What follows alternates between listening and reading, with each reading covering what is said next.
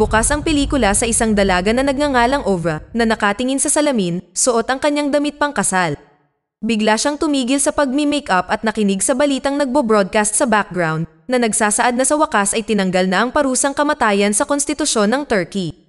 Binanggit din ito na ang huling beses na ipinatupad ang parusang kamatayan ay noong taong 1984. Nang marinig ito, binuksan ni Ova ang drawer ng dressing table at pinagmasdan ang bakal na kahon ng sigarilyo.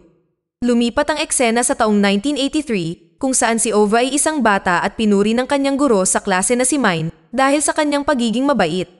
Pagkatapos ng klase, tumakbo si Ova sa kanyang ama na si Memo na isang autistic na pasyente. Sa pag-uugali ni Memo na parang bata, pinagtatawanan siya ng mga kaklase ni Ova pero pinigilan sila ng guro na si Mine. Sa kanilang pag-uwi, napansin ni Ova ang isang pulang bag ni Heidi sa loob ng isang tindahan. Hiniling niya sa kanyang ama na bilhin ito para sa kanya, ngunit nang tingnan ni Memo ang halaga ng kanyang pera, napagtanto niya na hindi ito sapat. Sa kabila nito, ipinangako niya sa kanyang anak na makukuha niya ang bag para sa kanya sa lalong madaling panahon. Nang maglaon, habang nag-aalaga si Memo sa kanyang mga baka, tinanong ni Ova ang kanyang lola, na si Nene, kung bakit iba ang kanyang ama sa iba. Sumagot si Nene na si Memo ay may isip ng isang bata sa loob niya, at dapat na maging maingat si Ova sa mga nagtatangkang manlibak sa kanya. Kinaumagahan, naghanda sina Nene at Memo ng isang basket ng sweet apple na ibebenta sa parada na magaganap sa araw. Ikinwento ni Nene ang tungkol sa bag ni Heidi kay Memo at ipinaalala sa kanya na ang kanilang pangunahing layunin ay magbenta ng maraming sweet apple hanggat maaari upang makuha ang bag para kay Ova. Ilang sandali pa, pumunta sina Ova at Memo sa bayan kung saan gaganapin ang parada. Samantala, ang mga general ng hukbo na naroroon ay binabati ang isa't isa at isa pang grupo ang nagmamarcha patungo sa lugar. Sa sandaling iyon, ang isang opisyal ng hukbo ay nagkunwaring tinatali ang kanyang mga sintas ng sapatos at nang ang grupo ay nagpatuloy, siya ay tumakbo palayo doon. Di nagtagal, nagsimula ang parada at kasali din si Ova dito. Nagsimulang ibenta ni Memo ang kanyang sweet apples at kumita ng sapat na pera para bilhin ang bag para kay Ova.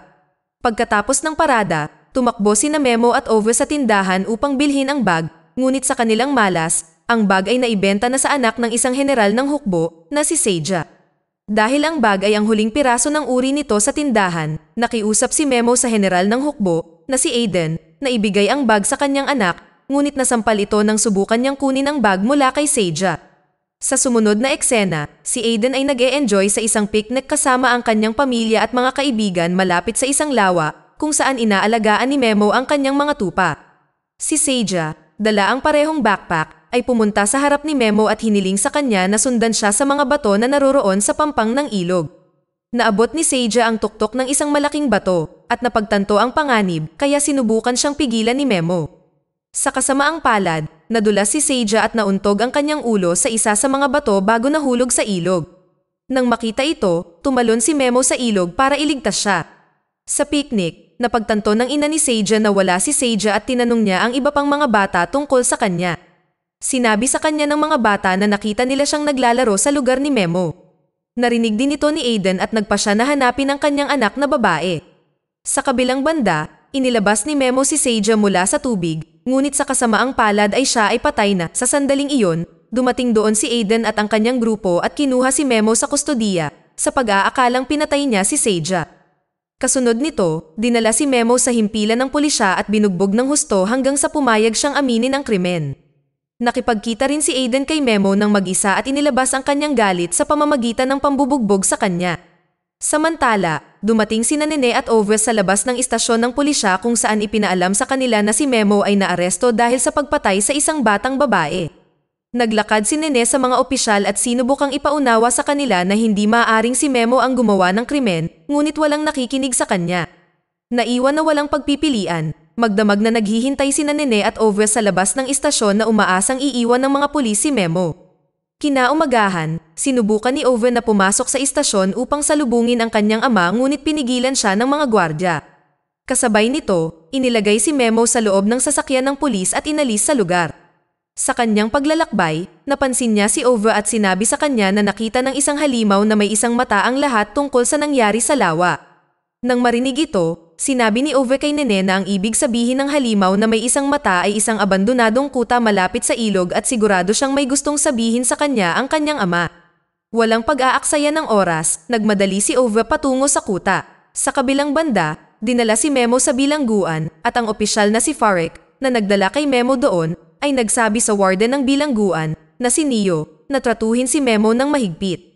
Sa sumunod na eksena, narating ni Ove ang kuta at natagpuan ang tumakas na sundalo na si Asker na naghahanda ng lugar na pagtataguan.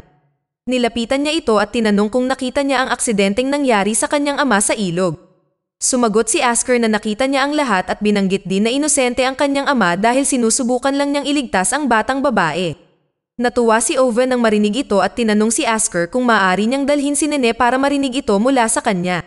Pagkatapos pumayag ni Asker, lumayo si Ove doon. Sa ibang lugar, tungkol sa krimen ni Memo, at sa kabila ng pagtanggi ng warden na ibahagi ang impormasyon, sinabi ng gwardya kay Askeruzlo ang ginawa ni Memo. Nang maglaon, habang inihahanda ni Memo ang kanyang higaan, umupo si Askeruzlo kasama ang kanyang mga kasama sa bilangguan at sinabi sa kanila ang tungkol kay Memo.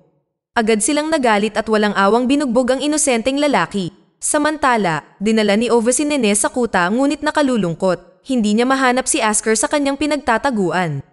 Matapos makita ang kritikal na kondisyon ni Memo, iminungkahi ni Neil na ilipat siya sa ibang bilangguan, ngunit tumanggi si Aiden na gawin ito. Binanggit niya na gusto niyang bitayin siya para sa kanyang mga krimen at inutusan din ang mga bilanggo sa loob ng selda ni Memo na huwag siyang hawakan. Sa selda ni Memo, si Askeruzlo ang sinusunod ng lahat. Sa kabilang banda, hinahangaan ni Askeruzlo si Yusef na patuloy na tumitingin sa kakaibang mantsa sa dingding.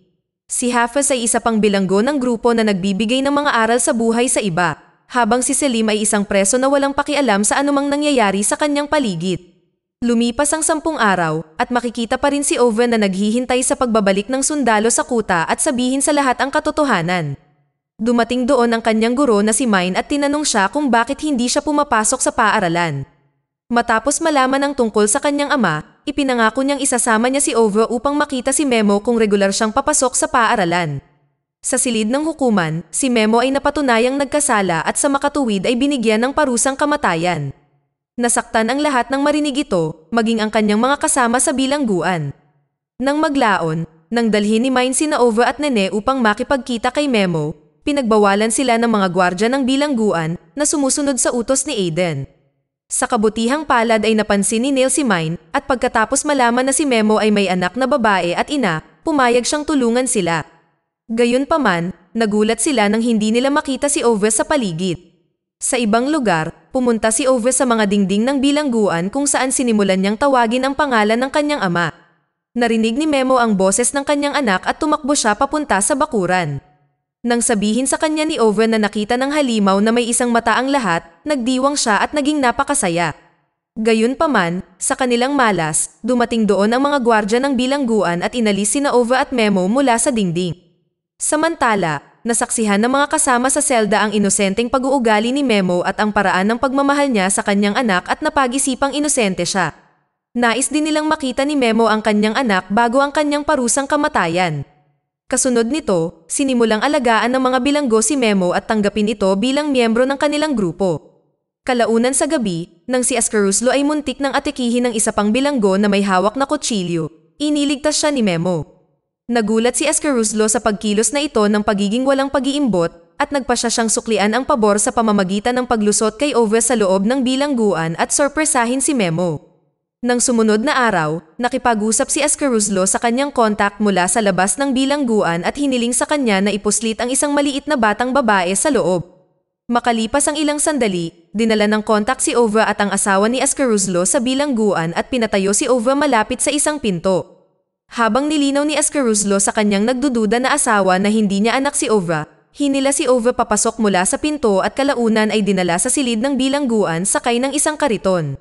Pagkapasok sa selda, dahan-dahang lumabas sa cart si Ove at binati ang kanyang ama. Ikinagulat ito ni Memo at nahihirapan siyang maniwala na nakatayo sa harapan niya si Ove. Hindi nagtagal ay niyakap niya ito ng mahigpit at sinabi sa kanya ni Ove ang tungkol sa sundalong nakilala niya sa kuta. Sa kabilang banda, hinahanap ni Nene si Ove sa buong bahay at nang hindi niya ito mahanap, inatake siya sa puso at namatay. Makalipas ang ilang sandali, dumating si Escaruzlo sa selda at nalaman ang tungkol sa saksi na makapagpapatunay na inosente si Memo. Pinuri niya si Ova para sa kanyang katalinuhan at sinabi sa kanya na ang kanyang oras sa bilangguan ay tapos na at kailangan na niyang umuwi ngayon. Gayunpaman, ayaw maghiwalay ni na Ova at Memo. Nang makita ito, sinabi ni Escaruzlo kay Ova na may sakit si Memo at kailangan niyang magpahinga, tiniyak niya na uuwi siya sa sandaling gumaling na siya. Kasunod nito, tinanong ni Ova ang lahat tungkol sa kanilang sakit at isa-isang sinabi ng mga bilanggo kay Ova ang tungkol sa kanilang mga krimen na kumakatawan sa kanila bilang salot. Nilapitan ni Ova si Yusuf at nakita siyang nakatitig sa isang mantsa sa dingding. Naisip na ang mantsa ay kahawig ng isang puno. Nabigla si Yusuf nang marinig iyon dahil si Ova ang unang nakatuklas tungkol sa kanyang mga pangitain. Sa katunayan, pinatay ni Yusuf ang kanyang sariling anak na babae at inilibing ito sa ilalim ng malaking puno. Habang ang grupo ay nakikipag-usap kay Ova, dumating doon si Neil pagkatapos makakuha ng impormasyon na may isang batang babae na nakalusot sa lugar. Sinubukan ng lahat na itago si Ova ngunit ibinunyag ng inosenteng si Memo na nagtatago si Ova sa ilalim ng kama. Galit na galit, sumigaw si Neil sa mga bilanggo dahil sa paglabag sa mga patakaran ng bilangguan at binanggit na sila ay parurusahan. Nang subukan ni Neil na lumabas, pinigilan siya ni Escaruzlo at hiniling sa kanya na tulungan si Memo na patunayan ang kanyang pagiging inosente. Sinabi rin niya sa kanya ang tungkol kay Asker at hiniling kay Neil na hanapin siya at iligtas ang buhay ni Memo. Higit pa rito, sinabi ni Escaruzlo kay Neil na hindi niya mapagkakatiwalaan ang sinuman maliban sa kanya dahil naniniwala siya na palagi siyang naninindigan para sa katotohanan. Sa sumunod na eksena, tinanong ni Neil si Ova tungkol kay Asker at dinala siya sa kuta. Doon, nakilala ni Ova si Mine na nagsabi sa kanya tungkol sa pagkamatay ni Nene. Nang marinig ito, umiyak si Ova at niyakap si Mine. Samantala, nakipag-usap si Neil sa mga lokal na tao at hinanap ang kuta. Pagkatapos ng kaunting pagsisiyasat, nakakita siya ng isang baril na nakatago sa likod ng mga bato at napag-alaman na si Ova ay nagsasabi ng totoo. Nang maglaon, humingi ng tulong si Neil sa isa sa mga opisyal ng hukbo na si Farek, ngunit tumanggi siyang tulungan siya. Sinabi sa kanya na ang kaso ay may kaugnayan sa general ng hukbo na si Aiden at natatakot siyang mawalan ng trabaho. Sa kabila nito, naninindigan pa rin si Neil na hanapin ang tumakas na sundalong si Asker para patunayan ang pagiging inosente ni Memo. Sa sumunod na eksena, makikitang binisita ang mga bilanggo ng kanilang mga kapamilya pagkaraan ng mahabang panahon. Tanggap nila na ipinaramdam ni Memo sa kanila ang kahalagahan ng kanilang pamilya. Kasabay nito, si Mine ay nakikipag-usap kay Neil at nalaman na ang bilangguan ay nakatanggap na ng mga utos na maghanda para sa parusang kamatayan ni Memo. Si Ova ay nakipag-usap din kay Memo sa loob ng silid ng kulungan kung saan siya ay nagsimulang umiyak pagkatapos niyang sabihin sa kanya ang tungkol sa pagkamatay ni Nene. Kasunod nito, sa wakas ay natagpuan si Asker at dinala sa bilangguan. Sinabi niya ang lahat tungkol sa pangyayari kay Farek at ang huli ay agad na sumugod kay Neil at ipinaalam sa kanya ang tungkol dito. Sa kasamaang palad, ang isa sa mga gwardya ng bilangguan ay pumunta kay Aiden at ipinaalam sa kanya ang tungkol sa natagpuang saksi. Pagkatapos ay inutusan ni Aiden ang mga gwardya na dalhin ang saksi sa kanya at nang simulan ni Asker na sabihin ang lahat tungkol sa aksidente, binaril siya ni Aiden at agad siyang namatay. Nang makarating doon si Neil at ang iba pa, sinabi ni Aiden sa kanila na muling sinubukang tumakas ni Asker kaya binaril niya ito hanggang sa mamatay. Kinabukasan, dinala si Ova sa bilangguan upang makipagkita kay Memo, ngunit hindi niya alam na ito na ang huling pagkakataon niyang makasama ang kanyang ama. Sinusubukan din ni Memo na kontrolin ang kanyang sarili ngunit pagkaraan ng ilang oras ay umiyak siya na sinasabing ayaw niyang mamatay at iwan ang kanyang anak na nag-iisa. Sa kalaunan, si Memo ay nahiwalay kay Ova at ibinalik sa bilangguan. Nang gabing iyon, nang oras na ng pagbitay kay Memo, binati niya ang kanyang mga kasama sa selda at dinala sa labas para bitayin. Nawasak si Neil at ang iba pang mga opisyal ng bilangguan, ngunit wala silang magagawa kundi panoorin ang pagbitay kay Memo. Kinabukasan, binisita ni Farek at Neil si Ova at inabot sa kanya ang isang bakal na kahon ng sigarilyo. Dito sinimulan ni Neil na sabihin kay Ova ang tungkol sa plano niya at ng iba pang mga bilanggo na iligtas si Memo ilang araw na ang nakalipas. Nag-flashback ang eksena sa panahong binanggit ni Yusuf na nakita niya ang kanyang anak sa kanyang panaginip at gustong iligtas si Memo sa pamamagitan ng pagsasakripisyo ng kanyang sarili. Ipinaalam ni Escaruzlo kay Neil ang tungkol dito at magkasama silang gumawa ng plano na palitan si Memo ni Yusuf. Pagkatapos ay nagpaalam si Yusuf sa kanyang mga kasama sa selda at iniwan ang bakal na kahon ng sigarilyo bago siya dinala para bitayin. Sa huling eksena, muling nakipagkita si Ova kay Memo at napakasaya na makita siyang muli. Tinulungan din ni Neil at Farek sina Ova at Memo na umalis ng bansa sa pamamagitan ng pagsakay sa kanila sa bangka. Nagtatapos ang pelikula sa isang may sapat na gulang na si Ova. Tinitingnan ang bakal na kahon ng sigarilyo at pinahahalagahan ang napakalaking sakripisyo ni Yusuf para sa kanya at sa kanyang ama.